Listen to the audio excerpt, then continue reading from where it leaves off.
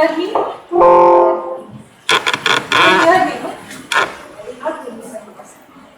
I am Dr. Kavita Joshi. I am Associate Professor. I am Head of the Unit in Department of Medicine. Many of you, I can see a lot of cases you might know from us, from them or our PG students from India. A lot of familiar faces are there. So, this is what I am going to talk is the real COVID ward. This is the nitty-gritty of what actually happens in the ward. Now see, Corona has been discussed on news channel, WhatsApp and so many, you must be going to the websites and WHO website and everything, and it has been extensively discussed by everybody. But what I am going to tell you is the real word of COVID inside the COVID facilities, the nitty-gritty, which you are going to be the most important part of it. Okay? So, as and when I am going to tell you how the patient arrives.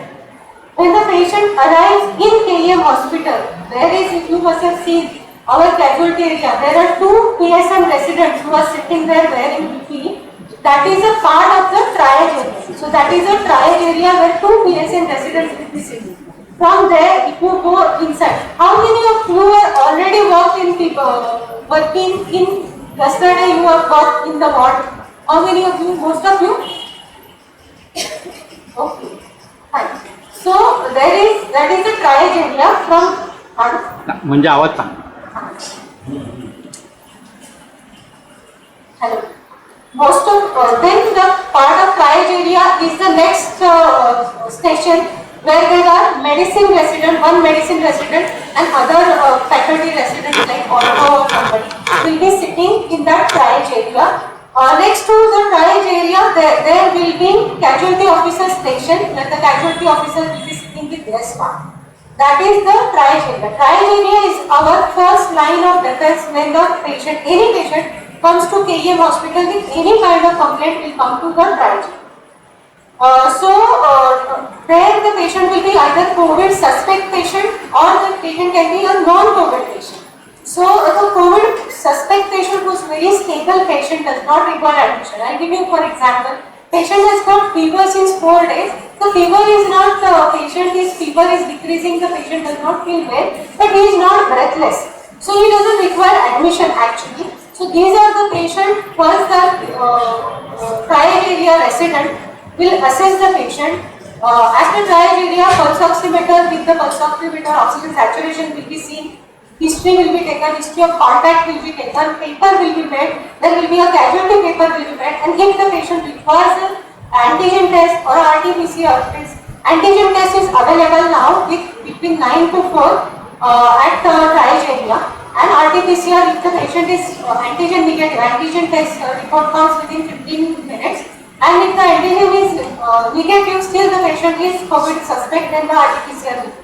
If the patient does not require admission, patient will be sent to the kiosk where the antigen will be done. From there, if the patient is COVID suspect, is breathless, his oxygen saturation is below 95, this patient will be admitted and the patient will be next sent to the EMS registers where the patient will be seen by the EMS resident for various resident in rotation duties.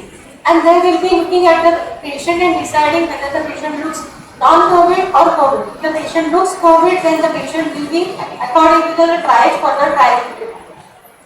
That is the next talk for the patient is like SARI ward. Now SARI ward is, all of you know what is the long form of SARI, that is severe acute respiratory infection.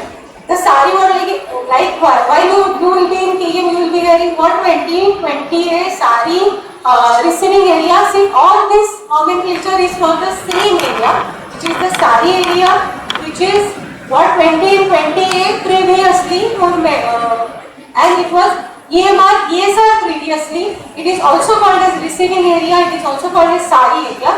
So that is where the patient will be suspects and positive. Now if the patient is already positive from outside and he is been referred to KEM, the the patient will not be directly referred to the COVID ward. The patient will still get admitted in the SARI area, and then from there, as and when there is a vacancy in the wards after confirming a vacancy, where the patient requires to go to step down wards, a stable wards, or whether the patient requires to go to ICU will be decided there, and then the patient will be transferred. So if the RT-PCR, if the antigen is negative, RT-PCR will be available next day. As and when the RT-PCR comes, the patient will be transferred to the different wards where the residents are posted. So most of the most dynamic area from my point of view, I think the SARI area, Ward 20, 28, EMR, receiving area, whatever it's called that area, that is the most dynamic area. And to tell you frankly, the maximum mortality also occurs in that area itself, because many of the patients reach very late to the hospital. By the time they reach, their oxygen saturation is low. Many patients are requiring transport with NIV or transport on inhalation also. So the main objective of that area, it is the area which is receiving. As you know, our EMS and ESR and those Ward 20 is a fully equipped ICU. It has multi-parameter monitors, it has ventilator, it has oxygen trolley, it has enough residents. These are multiple teams working there. There is a logistic team working there. There is internal coordinators. There are 3 faculty taking down. There is a in charge in the ward. There is a huge team, humongous team working over there. But the entire idea is to keep that SARI decongested, because the patient coming there, as long as the patient is in that area, patient thinks that he is not being yet admitted in PM. When the patient goes to the ward, then only they think, yes, now we are admitted in PM. Many times we get a call saying that the patient is still not admitted, वो casualty में रखा है, वो casualty में नहीं है, that patient is in a fully equipped ICU, just waiting for further going to another ward till the time the vacancy is filled. So that is the receiving area.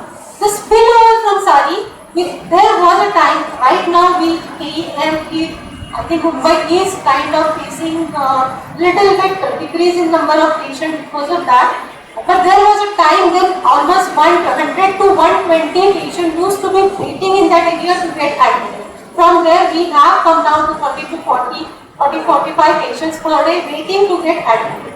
Okay? So what makes the SARI area most important? Most of the patients are critical. They are newly getting admitted in the ward. They are very anxious. They are very hyper. There is a rapid turnover. Patient comes and patient gets transferred. There is a rapid turnover. Today, if you see the patient, tomorrow the patient may not be there. Either the patient has died or the patient has gone transferred. So a lot of dynamics happening in SARI ward. And as compared to the entire hospital, maximum death and mortality you will be facing there. So whoever gets posted in that area will have to be absolutely on their toes to deal with such a dynamic area. Then from there, the spillover from SARI area goes to Ward 4A. Ward 4A is on the ground floor itself, is next to the EMS, immediately next to the EMS. The main thing about Ward 4A does not accept transfer in from any other ward, but they just accept transfers from SARI area only. From Ward 20 or 28, these are the only places the transfer you can take.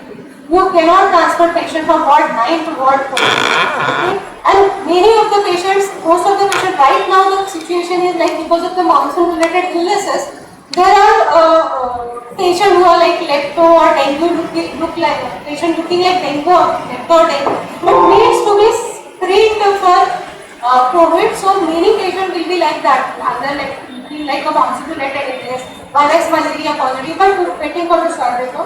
These will be the patients will be there. From there the patient will be shifted just like from SARI. Okay. So many of the patients will be critical. Dr. Nilakshi is going to talk about oxygen therapy then, but there are at least 5 types of patients who are not on O2, patient on face mask, patient on NIV, patient on NIV, and the patients are on invasive ventilator. So these are at least 5 types of oxygen requirement according to the oxygen requirement of NRV and NIV invasive intubated patient will go to ICU. So there are 3 COVID ICUs available. Ground floor there is Ward 4, first floor ward 5 and second floor ward 22. Ward 4 and ward 5 35 patients is, and ward 22 MICU is 19 patients of critical care. Then there are other wards like ground floor, there is ward 4 which I told you. Then there are wards 7, 8 and 21 which are stable wards.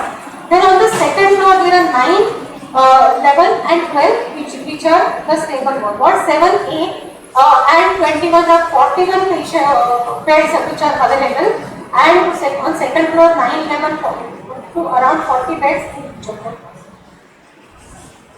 So the patient has come, the patient has been decided that the patient goes to either to ICU, the patient goes to whichever ward we have decided to send the patient. But what are the cornerstones? You will be the latest addition to the COVID team. The whoever is already working in the ward is already there, done 2 to 3 rotations. He is the medicine resident. He is there in COVID for last 3 days, and you are the youngest or the most inexperienced link in our COVID team. So what makes the cornerstone of management of COVID patient? This is the reality. Like clinical management is all this thing. The main thing is communication. If you have own PPs, you know it is really difficult to communicate. While in PP, you have to almost shout because the opposite person cannot hear you. So communication. Why I am talking about communication here is the team. It is made of either 3 residents in ICU or 2 residents in most of the wards.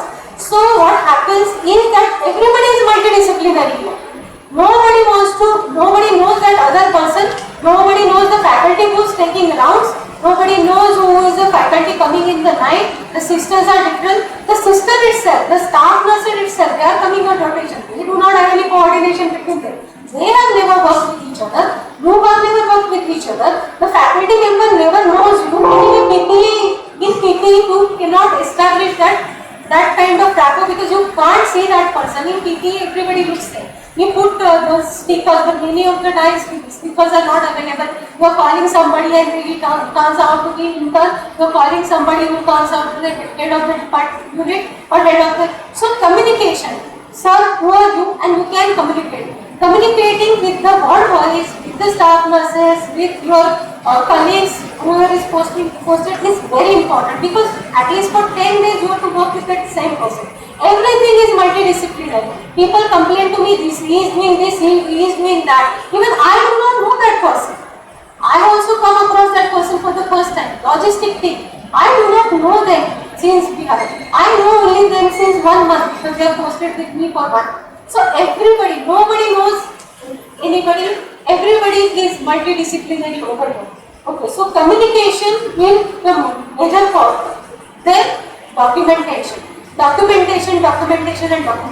Because this pandemic, each and every paper will be scrutinized. Each and every death will be scrutinized. We will have to answer for each and everything.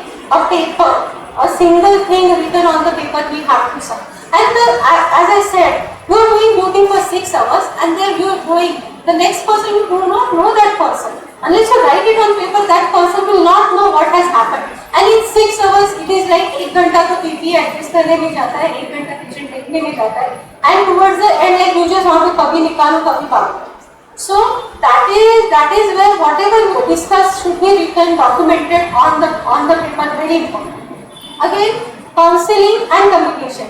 If you see all the patients in the intensive care as well as in ward, the patients are very hyper, anxious.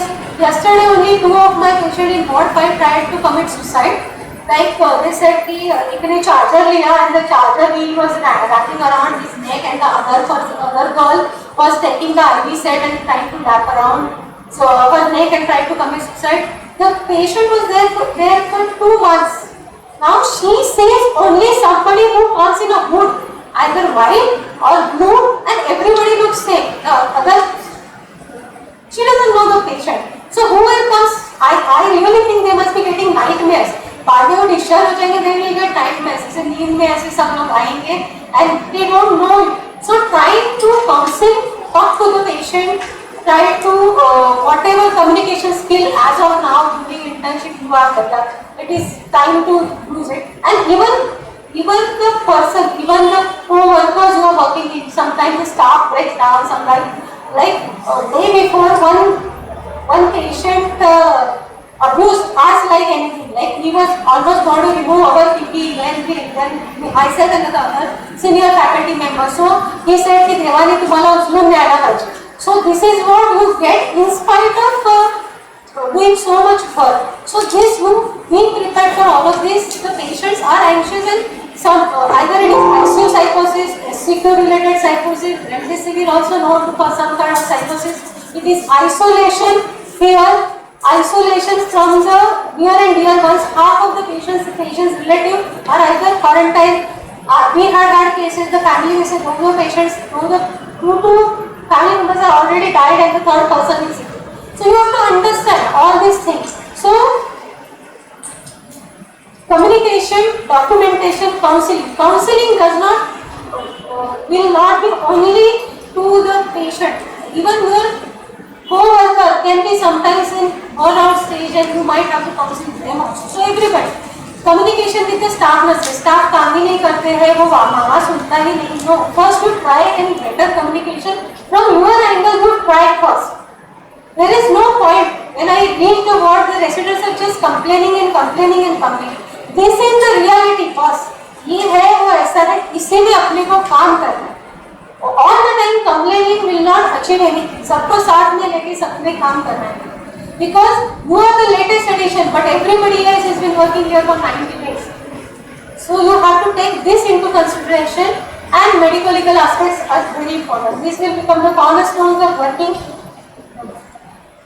When you are posted in a particular ward, as I said, ICU has 3 residents per duty and wards have 2 residents per duty. All the wards have attendance muster kept in the burning area. And there are CCTV cameras there in outside the ward and inside the ward. So whether you are coming and going is recorded. It is even we have been told it is a medical legal scrutiny can be done of the CCTV footage.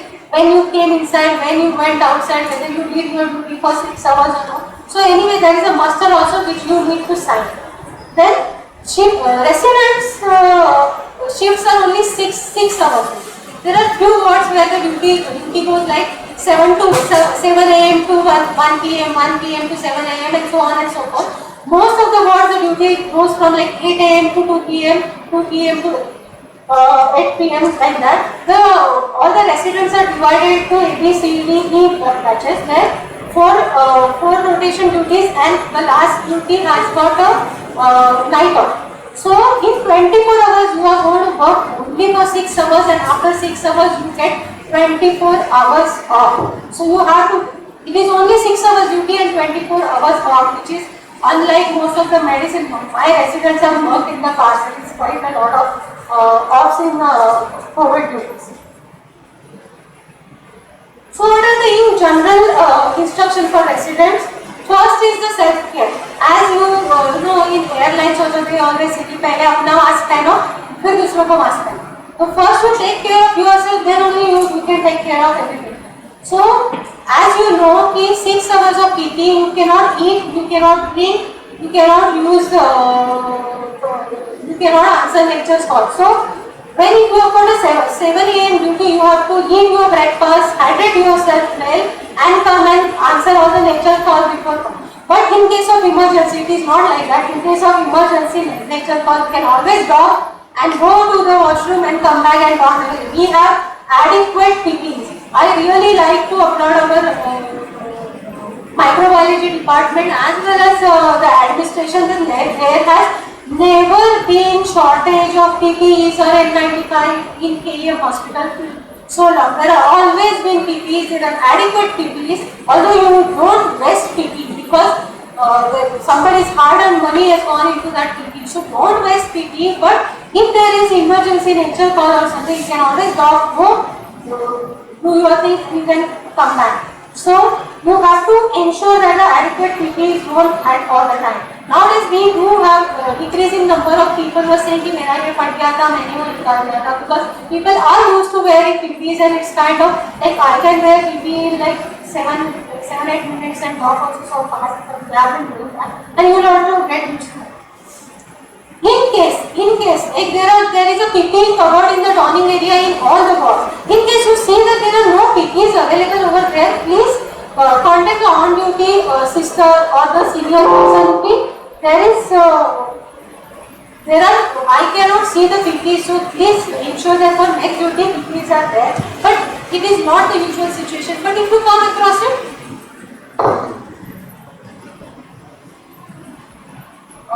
then that is about self-care. You eat well, hydrate yourself, wear PPs, wear N95 mask. If there are no PP, inform the sister in charge and everyone. But what about the ward? You have to take care of the ward also.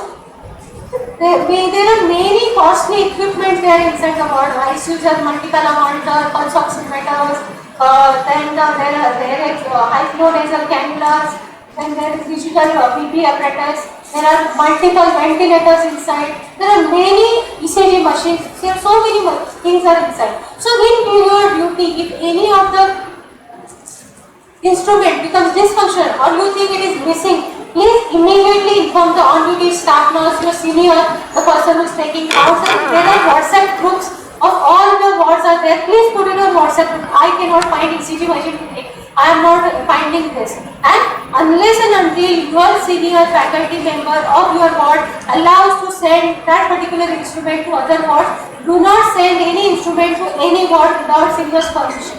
Because if you at your level, then in 6 hours it is all gone. And then within 2-3 days you have also changed and you have gone back to your department and the important equipment is being used for. It has happened that the ECG machines have been taken to other wards and after we are searching, then we find it some ECG machines are lying in some wards or something like that. Yes, many times it does happen that the staff nurses and servants are delayed because of problems with the vehicles and traveling issues. They will report late and all those things. In case they are not there, they do not report, you can put it on the group, you can inform the senior person. There should be cooperation and mutual respect between whoever is posted with you, be it the staff nurse, the ward boys, the multi-purpose worker, the co-resident, whoever. Without that, the team will not work. Now, patient-related. In case of the death of the patient, the faculty has to be informed. You can put it on the group. If the patient's relatives are not there, you are supposed to contact the patient's relative from the tab which is available in the ward. There is a psychiatric team in place who daily update the relatives about the patient's condition. But it is done every 24 hours. So if in case it happens that the patient from NRV has gone to an NIV or something, or non-invasive ventilation, or NIV patient has deteriorated, had a cardiac arrest and intubated and given CPR. This is the in 24 hours when so many things can happen. So you have been given a tab from there. There is a patient's relative number is there, come to contact and inform the immediate whatever change in the situation which has come. Then all the investigation on duty, investigation will be told, but there will be some investigation who want to send, urgently want to send APG or something like that. There will be the on-duty person who is taking rounds who have to inform. Oh, I have been telling, I think I have put the slide next. Who will be taking rounds in your wards? There will be 3 faculty members who will be taking rounds. One rounds will happen in the morning hours, one rounds will happen in the evening hours, and one rounds will be there in the night. Usually morning rounds take place around 10 o'clock, evening rounds 5 or 6 o'clock, and night round around 12 or 1 o'clock. So these are usually they are assistant professors. Morning rounds are taken by associate professor, or assistant professors. Evening rounds are usually assistant professor, SMO, SSMO, super specialty people. They may not be medicine or medicine allied, but everybody, COVID is not, it is just a viral infection. It is not very difficult to understand. So all of us, like even the lay person knows so much about COVID. So we have got very excellent experience with the surgical branches and we are very happy with that. So the rounds will be taken either by SSMO, it can be surgery SMO, surgery SSMO, hematology, Anybody, everything is multidisciplinary. So then for all shift, now if we are posted in ICU, I will give you example of ICU. There will be 3 residents posted. At a given time there will be 1 anesthesia resident, 1 medicine or medicine allied, and 1 super specialty resident. Okay. Out of that, there is always, I have seen that there is no coordination between 3, because all 3 will come for 10 days together from different wards. So, if there is a medicine or medicine allied or super specialty or anesthesia, they should be the one who should be taking rounds. And the junior, like you will be the junior most person in the group. So, you will be the one who will be looking after the investigation, filling up the forms and lab investigation, tracing the reports, calling up the relatives. All these things, you will be the one who will be doing. All new patient can come at any point of time. So all new patients should be informed on WhatsApp that this is a new patient who should come. He should be assessed, stabilized. There are, Dr. Kaustup will be talking about the treatment sheets and everything. So there are different treatment sheet class for category 2, category 2B, for severe patient, category 3 patients. So there are different treatment sheets. Appropriately the treatment sheets should be attached. Pulse, BP and oxygen saturation of all patients to be mounted. HGT for all diabetic patients, ensure that insulin is given. And if there is any deterioration in respiration and sensorium, has to be informed to the senior person doing the duty. Investigation is all routine, exchanges, ECG, swab reports.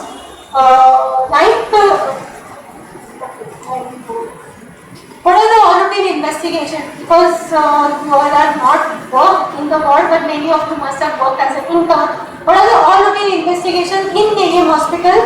Hemoglobin, CBC, ESR, LFT, SGOT, SGPT. LFT contains SGOT, SGPTs, proteins and serum bilirubin. RFT contains urine, creat, serum electrolytes, RBS or FBS. These are all routine investigations. What are the special investigations which are done for these patients are interleukin 6 levels, ferritin, D-dimer and troponin I. This investigation go to SRL lab. They have to go in the morning hours by 1 o'clock. They have to go. The intern is given to each ward. The intern will collect the report after senior faculty rounds and collect the.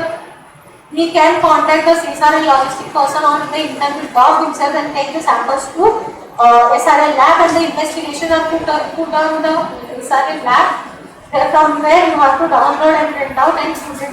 The logistic team downloads and puts this to the group, and also the link, the shortcut to all this SRL lab is created on the tabs. ECG, and there are other investigation, thyroid function tests or whatever is done as per case-to-case basis. Radiological investigation, X-ray chest, portable X-ray is done for all the patients. Some patient HRCT chest can be advised, and USG the ICU has USG machine where USG can be done, or sometimes the patient is in early need of USG can be shifted to these wards and USG can be done, and ECGs to be done. So now exactly what you will be doing in your morning shift. Most of the wards have shift between 8 AM and 2 PM morning shift. Morning shift, one person who decides the senior most person of medicine allied will be taking rounds. He will be the person who takes round, will present to the seniors who will be coming, associate professor, professor or SR. Blood sample, the intern is available there to both. ICU has every duty one intern, so 5 interns are posted in ICU. All the other wards only one intern is posted. He is there in the morning shift. You have to give proper instruction to the, because night shift person has already done blood collection. There are some more blood collection will be done after the single round, which will be done by the interns and dispatched.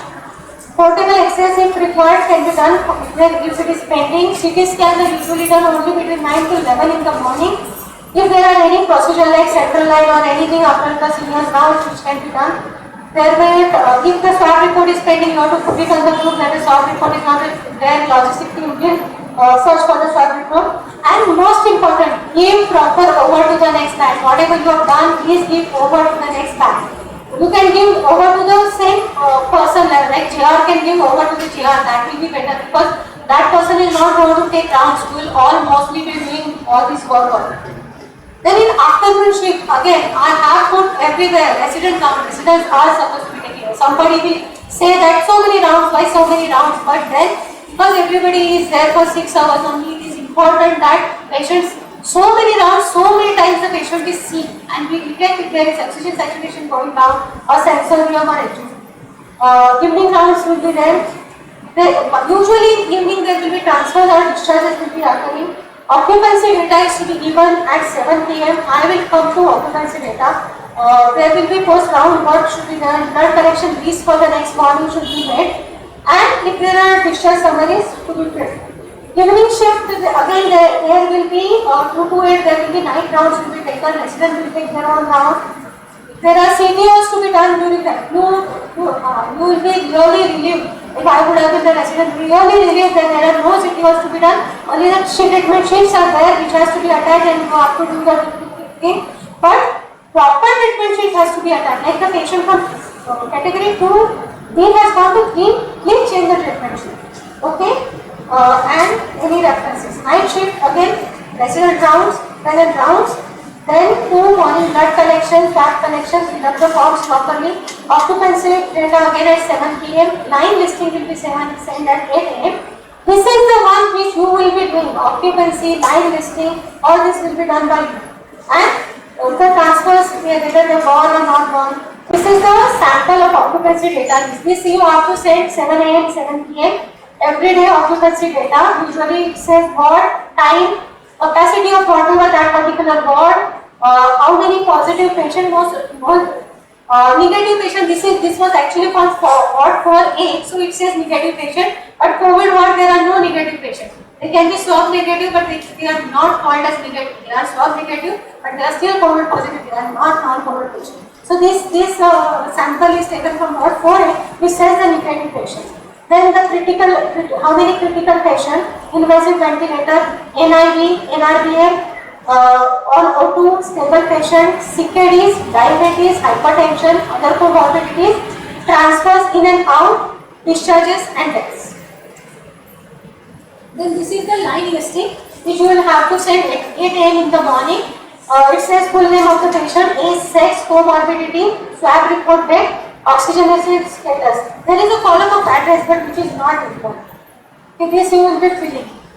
Now, why does this HGT monitoring gets importance everywhere? We will be telling HGT monitoring, interns are especially given in ICUs for HGT monitoring. Any of you? Can you tell why we are so much giving importance to HGT monitoring?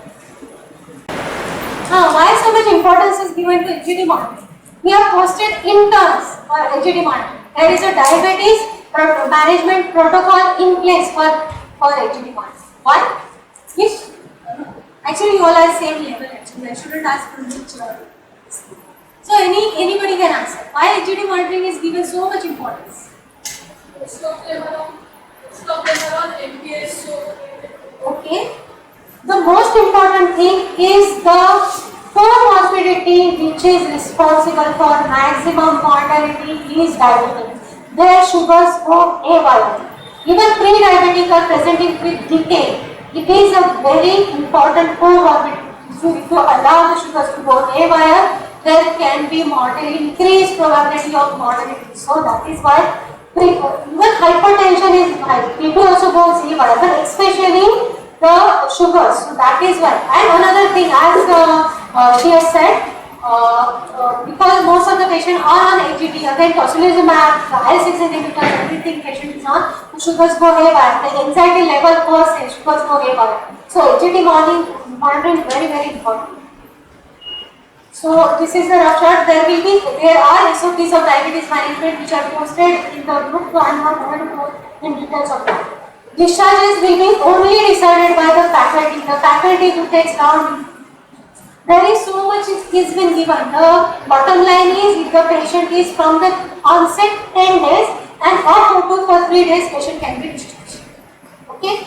Before discharge, which patients RT-PCR to be done? Only patients RT-PCR to be done are severe patients, stage 3 patient RT-PCR to be done. All other patients, even if the patient is RBD, even if the patient is malignancy, even if the patient is CKD, repeat RT-PCRs are not done for the patient. Only severe patients will be RT-PCRs will be done. There are many patients who are hematological malignancy, CKDs and all those patients are there.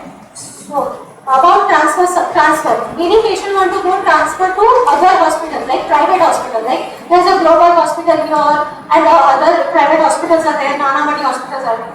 Transfers are allowed between the hospital. There's no transfers are allowed between the tertiary care centers, but to private hospitals. Wherein the patient's relative has to produce a letter saying that the bed is booked with the name of the patient in this particular ward, with the stamp of the authority of that particular ward.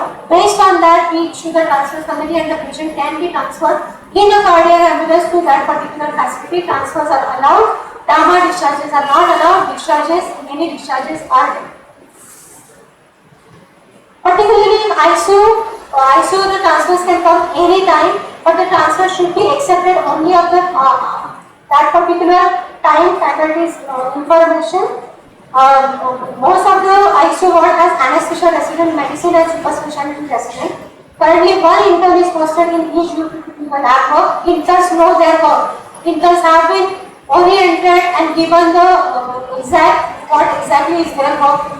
Okay, there are 3 staff nurses on duty, 2 servers inside, 2 servers outside. Both male and female wards are patients are admitted in the same ward in ICU. There are no different ICUs for that. Main problem with ICUs we are facing are ventilator malfunctions and O2 port issues. If you come across all these things, it has to be brought to the notice of the senior person on duty and the staff nurses and can be put on group. All the expensive equipment has to be taken care of. Then this is about ICU. What about the step down wards? What are the wards? There are so many wards are there. So what are the, if any particular ward has any particular peculiarities, so ward 7 according to the HR is usually surgery and ortho residents are posted in ward 7. So preferably post-surgical, coincidentally positive patient or the patient who have come with a admitted with a surgical problem and detected to be COVID positive are preferably ward 7. It is not hard and fast. Okay, wherever the bed is there, the patient goes, but preferably ward 7, which is 45 beds, and the residents are excluded from surgery and organ surgery. SMO is there. Then ward 8 is totally managed by pediatric department, with pediatric residents and lecturer taking out. So, especially pediatric patients are preferably admitted in ward 8, but there are hardly any pediatric patients.